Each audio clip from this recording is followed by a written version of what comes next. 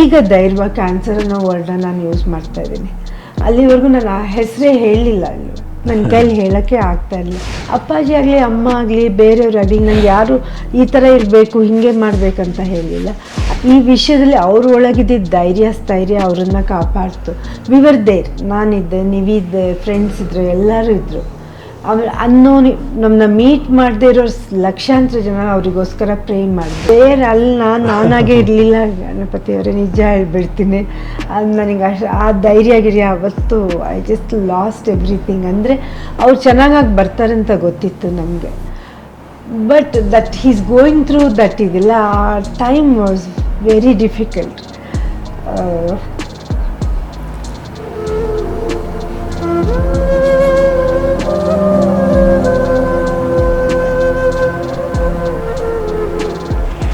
ರಾಜ್ಕುಮಾರ್ ಅವರು ಹೇಳ್ತಾ ಇದ್ರು, ನಾನು ಹೊರಟೋದ ಮೇಲೆ ಈ ನಾಡು ಹೇಗೆ ನನ್ನನ್ನು ಗಮನಿಸ್ತದೆ ಅನ್ನೋದನ್ನು ನೋಡುವ ಭಾಗ್ಯ ನನಗೆ ಸಿಗುತ್ತೆ ಅಂತ ಅಂದ್ಕೊಂಡಿರಲಿಲ್ಲ. ಆದರೆ ಕಾಡ್ಗೋದಾಗ ನನಗೆ ಅದು ಗೊತ್ತಾಯಿತು ಅಂತ. ನಿಮಗೂ ಈ ಸಂದರ್ಭದಲ್ಲಿ ಅದು ಅರಿವಾಯಿತು ಅಂತ ಅಂದ್ಕೊಳ್ತೇನೆ ನಾನು.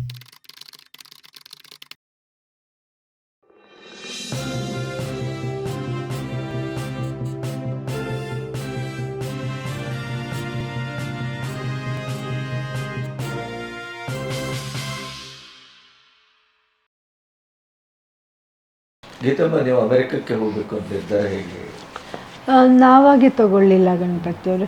The doctors decided it and Dilip handled it also. ಅವರು ಶಂಕರ ಹಾಸ್ಪಿಟಲಿಂದ ಒಬ್ಬರು ಡಾಕ್ಟರ್ ಬಂದಿದ್ದರು, ದೊಡ್ಡವರು. ಅವರು ಮತ್ತು doctor Shashidhar who treated him, all of them were there. ಆಮೇಲೆ ಎಲ್ಲಿ ಮಾಡಬೇಕು ಅಂದಾಗ ಇಂಡಿಯಾದಲ್ಲೂ ಜಾಗಗಳಿದೆ ಅಂತ ಹೇಳಿದ್ರು. ಆಮೇಲೆ ಸಡನ್ನಾಗಿ this came up, U S ಬಂತು. ಯಾಕಂದರೆ ಎಲ್ಲರೂ ಯೂಶ್ವಲಾಗಿ ಕ್ಯಾನ್ಸರ್ ಅಂದರೆ ಯು ಎಸ್ಗೆ ಹೋಗ್ತಾರೆ. So we had heard about that. And then doctors final ಆಗಿ ಇಬ್ಬರನ್ನ ಕೊಟ್ಟರು. ಒಬ್ಬರು ನ್ಯೂಯಾರ್ಕಲ್ಲಿ ವೈಟ್ ಪರ್ಸನ್ ಅವರು, ಇನ್ನೊಬ್ಬರು ಇಲ್ಲಿಂದ ಇವಾಗ ನಮಗೆ ಮಾಡಿದವರು. ಅವರು ತಮಿಳಿಯನ್ ಅಂತ ಅಂದ್ಕೊಂಡಿದ್ವಿ, ನೋಡಿದ್ರೆ ಅವರು ಬೇಲೂರು ಕನ್ನಡದವರು.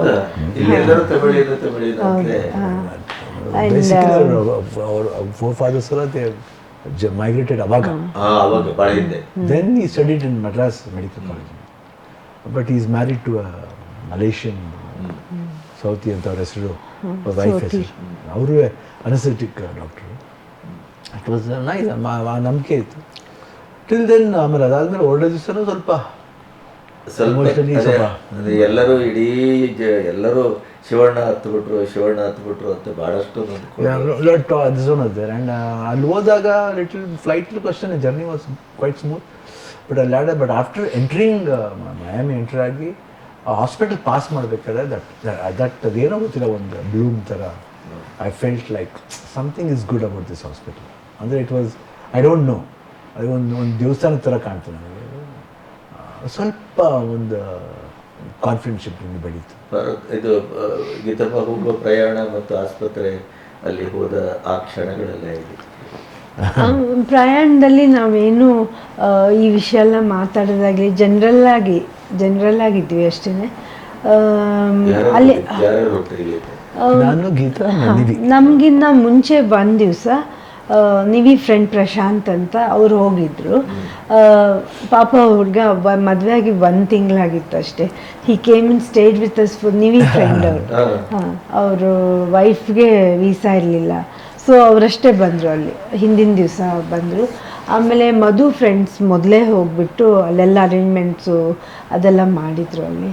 ಆಮೇಲೆ ನಾನು ಅವರು ನಿವಿ ಮಾತ್ರ ಟ್ರಾವೆಲ್ ಮಾಡಿದ್ವಿ ಇಲ್ಲಿಂದ, ನಾವು 3 ಜನ. ಅದಾದಮೇಲೆ 2 ಡೇಸಲ್ಲಿ Madhu came, previous day to the surgery Madhu ಬಂದು, ಮಧು ಸ್ವಲ್ಪ ದಿವಸ ಇದ್ದರು. ಆಮೇಲೆ ಮಧು ಇಲ್ಲಿಗೆ ಹೊರಡೋ ಟೈಮಲ್ಲಿ ಮಾಮ came, Sirsi Siddapur MLA, he came and all of us came back together. ನಾನೇನು ಹೇಳ್ತೀನಿ ಅಂದರೆ ಮನಸ್ಸಲ್ಲಿ ಧೈರ್ಯ ಅದೆಲ್ಲ, I think it comes that time to protect us. ದೇವ್ರು ಅದನ್ನ ಕೊಡ್ತಾನೆ ಆ ಟೈಮಲ್ಲಿ ಅಂತ ನಾನು ಅಂದ್ಕೊಳ್ತೀನಿ. ಯಾಕಂದರೆ ಫಸ್ಟೇ ನಾನು ಹಾಸ್ಪಿಟಲ್ ಪಾಸ್ ಆಗಬೇಕಾದ್ರೆ ನಾನು ಅದನ್ನ ನೋಡೋಕ್ಕೆ ರೆಡಿ ಇರಲಿಲ್ಲ. ಅಲ್ಲಿ ಮಿಯಾಮಿ ಕ್ಯಾನ್ಸರ್ ಹಾಸ್ಪಿಟಲ್ ಅಂತ ನಾನು ಅಲ್ಲಿ ಗೊತ್ತಲ್ಲ ಇದೆ ಅಂತೇಳಿ ಆ ಕಡೆಗೆ ನಂಗೆ ನೋಡೋಕ್ಕೆ ಇಷ್ಟ ಇರಲಿಲ್ಲ. ನಾನು ಈಗ ಧೈರ್ಯ ಕ್ಯಾನ್ಸರ್ ಅನ್ನೋ ವರ್ಡ್ನ ನಾನು ಯೂಸ್ ಮಾಡ್ತಾಯಿದ್ದೀನಿ. ಅಲ್ಲಿವರೆಗೂ ನಾನು ಆ ಹೆಸರೇ ಹೇಳಲಿಲ್ಲ, ಅಲ್ಲಿ ನನ್ನ ಕೈಲಿ ಹೇಳೋಕ್ಕೆ ಆಗ್ತಾಯಿರಲಿಲ್ಲ. ಆ್ಯಂಡ್ ವೈ ಫಾರ್ ಹಿಮ್ ಅನ್ನೋದೊಂದು ನನಗೆ ಕ್ವೆಶನ್ ಆಗಿದ್ದು. This is the third one which was too big for me to handle or anybody. And ಯಾಕೆ ಅವರಿಗೆ ಬರಬೇಕಿದು ಹಂಗಿತ್ತು ನನಗೆ. ಆಮೇಲೆ ಧೈರ್ಯ ಎಲ್ಲ ನಾನು ಅದೇ ನಿಮ್ಗೆ ಹೇಳ್ದಂಗೆ ಬರುತ್ತೆ, ದೇವ್ರು ಕೊಡ್ತಾನೆ. ಆ ಸಿಚುವೇಶನ್ ನಮಗೆ ಹಂಗೆ ಮಾಡುತ್ತೆ ಗಣಪತಿಯವರೇ, ಟು ಫೇಸ್ ಎನಿಥಿಂಗ್. ಆದರೆ ಶಿವಣ್ಣ ನಿಮ್ಮದೊಬ್ಬ ಗೆಳತಿಯಾಗಿ, ಪತ್ನಿಯಾಗಿ, ತಾಯಿಯಾಗಿ ಈ ಥರದ್ದೆಲ್ಲ ಇತ್ತೀಚಿನ ಒಂದು 6-10 ವರ್ಷದಿಂದ ಗಮನಿಸ್ತಾ ಇದ್ದೇನೆ ನಾನು. ನಿಮ್ಮ ಒಳಗಿಂದ ಈ ಮಾತುಗಳು ಆಗಾಗ ಬರ್ತದೆ ಹೆಚ್ಚು ಗೀತಮ್ಮನ ಬಗ್ಗೆ.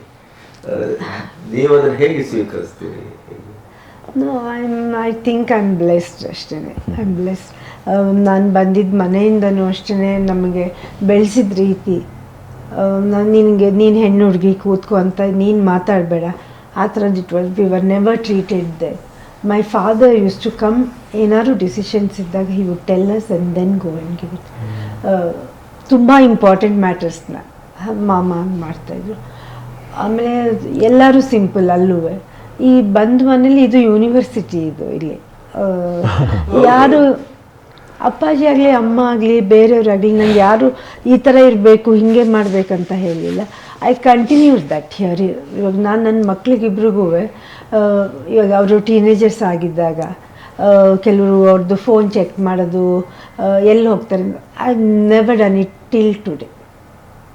I never do it also. So it's like that. ನನ್ನ ವೇಗೆ ಯಾರೂ ಬರಲಿಲ್ಲ. ನಾನು ಏನಾದ್ರು ಮಾಡಬೇಕಂದಾಗ is been always with me. ಈ ಚಿಕ್ಕ ವಿಷಯನೇ ಆಗಲಿ ದೊಡ್ಡ ವಿಷಯನೇ ಆಗಲಿ, ಈಸ್ ಆಲ್ವೇಸ್ ಬೀನ್ ದೇರ್. ಆಮೇಲೆ I am his wife, which is ನನಗೆ ಗೊತ್ತಿರೋಷ್ಟು ಯಾರಿಗೂ ಗೊತ್ತಿರೋಕ್ಕೆ ಸಾಧ್ಯನೇ ಇಲ್ಲ. How is mentality is everything.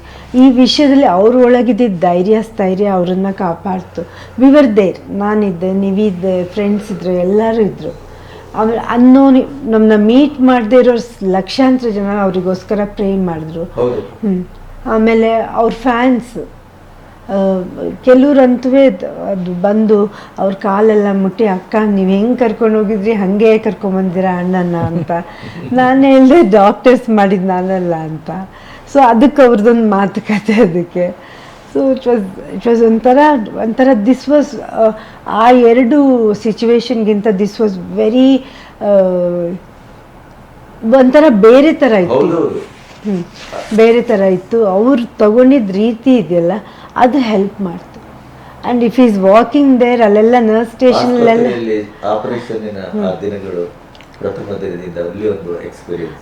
There ಅಲ್ಲಿ ನಾನಾಗೆ ಇರಲಿಲ್ಲ ಗಣಪತಿಯವರೇ, ನಿಜ ಹೇಳ್ಬಿಡ್ತೀನಿ.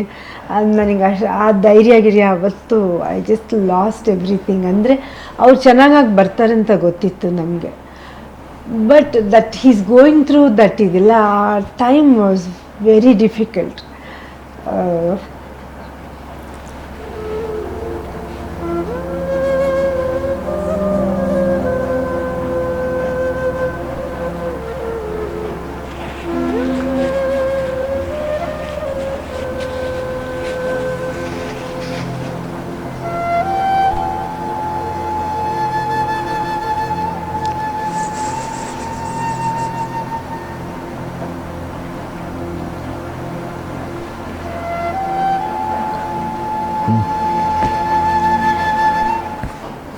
ವೆರಿ ಡಿಫಿಕಲ್ಟ್ ಡೇಸ್ ಅದು.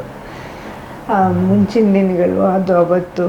ಆಮೇಲೆ ಆ ಹಾರ್ಟ್ ಹೇಳಿದಾಗೆಲ್ಲ ಸ್ವಲ್ಪ ಆಪರೇಷನ್ ಥಿಯೇಟ್ರಿಗೆ ಅಲ್ಲಿ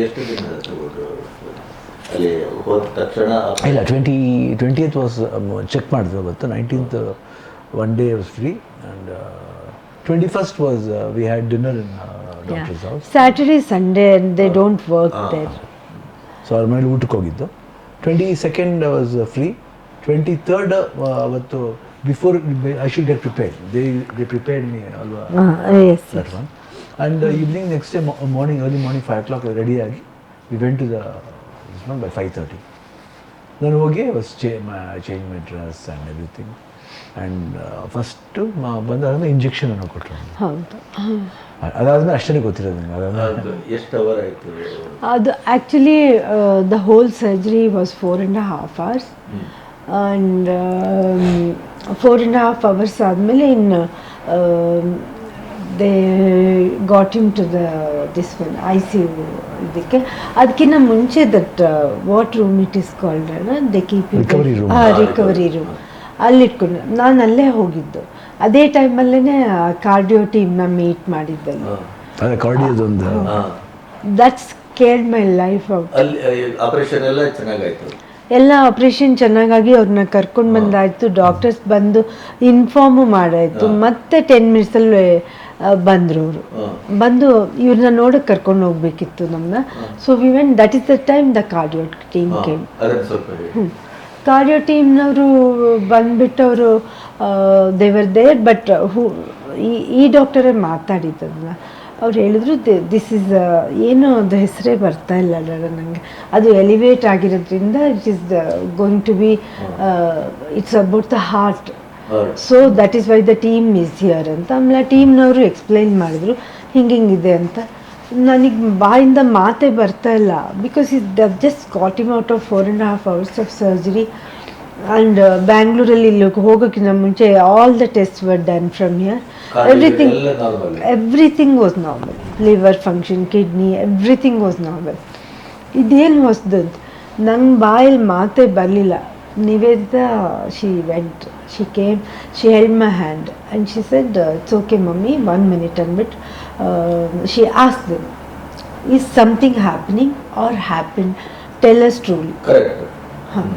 And then they said ಅಷ್ಟು ಹುಷಾರಿದೆ ಹಾಂ ದೊಡ್ಡವಳು ಹಾಂ ಅವಳು ಆಮೇಲೆ ಹೇಳಿದ್ರು tell us immediately and tell frankly please. ಆಮೇಲೆ ಅವ್ರು ಹೇಳಿದ್ರು ಇಲ್ಲ ಏನಾಗಿಲ್ಲ, but we have to do a change if something is wrong ಅಂತ. ದೆನ್ ಯು ಟೇಕ್ ಹಿಮ್ ಅಂದ್ವಿ. ಅವಾಗ ಹೇಳಿದೆ ಅವ್ರಿಗೆ ಓಕೆ ನೋ ಪ್ರಾಬ್ಲಮ್, ಬಟ್ ಅವ್ರ ಪ್ರೋಟೋಕಾಲ್ ಅಲ್ಲಿ ಕರ್ಕೊಂಡು ಹೋಗ್ತೀವಿ, ಏನಾದರೂ ಟ್ರೀಟ್ಮೆಂಟ್ ಬೇಕಿದ್ರೆ ಅವ್ರು ನಮ್ಮ ಪರ್ಮಿಷನ್ ಕೇಳಲ್ಲ. ಹಾಂ. So and then it was nothing, everything was clear.